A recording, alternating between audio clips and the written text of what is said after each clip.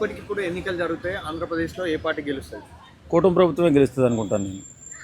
నిజం అది. ఎందుకంటే పరిశ్రమలు తీసుకురావడంలో, పెట్టుబడులు తీసుకురావడంలో విజయం సాధించింది కూటమి ప్రభుత్వం. పవన్ కళ్యాణ్ గారు, చంద్రబాబు నాయుడు గారు, లోకేష్ గారు ముగ్గురు కూడా మూకుమ్మడిగా త్రివ్యూహం పన్ని మంచి మంచి పెట్టుబడులు, పెద్ద పెద్ద పెట్టుబడులు తీసుకొచ్చి ఆంధ్రప్రదేశ్ని అభివృద్ధి చేసే దిశగా ప్రయాణం చేస్తున్నారు. ఇప్పటికిప్పుడే కాదు, ఈ 3 సంవత్సరాలు గడిచిన తర్వాత కూడా కూటమి ప్రభుత్వం రావడానికి అవకాశం ఉంది. జగన్మోహన్ రెడ్డి గారు ఎందుకు రాలేదు అని మీరు అడిగితే నేను చెప్పే సమాధానం ఏంటంటే, జగన్మోహన్ రెడ్డి గారు సంక్షేమాన్ని మాత్రమే నమ్ముకుని అభివృద్ధిని వదిలేశాడు. అభివృద్ధి అంటే ఏంటి? బిడ్డల భవిష్యత్తు. అభివృద్ధి చేసుకోవడం అంటే బిడ్డల భవిష్యత్తుని మనం నిర్మించుకోవడం. బిడ్డల భవిష్యత్తు నిర్మించుకోకుండా బిడ్డల భవిష్యత్తు గాలికి వదిలేసి సంక్షేమ పథకాన్ని ఇచ్చేసి, సంక్షేమం ఇస్తే ప్రజలంతా కూడా నా కాళ్ళ కాడ చెప్పులాగా పడి ఉంటారనేటటువంటి ఒక నీచమైన ఆలోచన చేసిన వ్యక్తి జగన్మోహన్ రెడ్డి. కాబట్టి పరిపాలన చేసేవాడు కానీ, నాయకుడు కానీ, ప్రజానాయకుడు కానీ ఎవరైనా ముందుగా ఆలోచించాల్సింది యువత భవిష్యత్తు. యువత భవిష్యత్తు లేకపోతే ఆ దేశమే బాగుపడదు. కాబట్టి నేనేమంటానంటే, ఇప్పటికిప్పుడే కాదు, ఇంకో 3 సంవత్సరాలు పోయిన తర్వాత ఎలక్షన్ పెట్టినా ఖచ్చితంగా కూటమి ప్రభుత్వమే గెలిచే అవకాశం ఉంది. కూటమి గెలుస్తుంది అంటారు. ఎవరు సీఎం అవుతే బాగుంటుంది? చంద్రబాబు, పవన్ కళ్యాణ్? సీఎం ఎవరనేది మనం నిర్ణయించలేం. ఇప్పుడు పవన్ కళ్యాణ్ గారి చరిష్మా కూడా విపరీతంగా పెరిగింది. మన దేశంలోనే మంచి పాపులర్గా ఉన్నాడు ఆయన.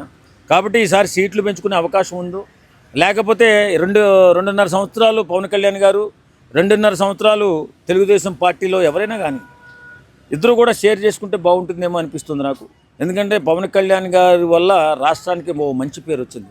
24 ర్యాంకులో ఉన్నటువంటి గ్రామీణాభివృద్ధి శాఖ, అంటే మన దేశానికి పట్టుకొమ్మలు పల్లెలు అంటారు. ఆ పల్లెటూళ్ళను మొత్తాన్ని కూడా ఒక అద్భుతమైన రీతిలో అభివృద్ధి చేసుకుంటూ, రోడ్లు అలాగే పల్లె ప్రగతిని ఒక అద్భుతమైన ప్రగతిగా తీర్చిదిద్దుకుంటూ ముందుకెళ్తున్నాడు పవన్ కళ్యాణ్ గారు.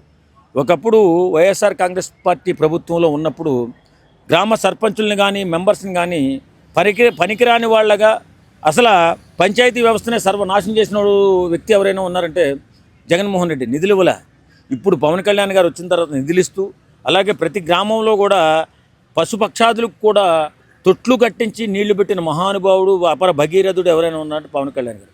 అంత చరిష్మా సంపాదించుకుని రాష్ట్రంలో మంచి డైరెక్ట్గా కేంద్ర ప్రభుత్వం దగ్గరికి వెళ్ళి కూడా ఫండింగ్ తెచ్చి రాష్ట్రాన్ని అభివృద్ధి చేస్తున్నాడు పవన్ కళ్యాణ్ గారు.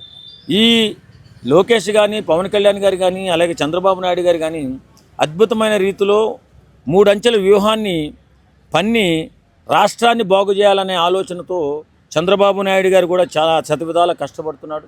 ఖచ్చితంగా పవన్ కళ్యాణ్ గారు, చంద్రబాబు నాయుడు గారు కలిసి ఆంధ్రప్రదేశ్ని అద్భుత ఆంధ్రప్రదేశ్గా తీర్చిదిద్దే బాధ్యత వారు తీసుకున్నారు. మంచి నిర్మాణం చేస్తున్నారు. విడిపోయిన తర్వాత ఆంధ్రప్రదేశ్కి జరిగిన నష్టం మనకు తెలుసు.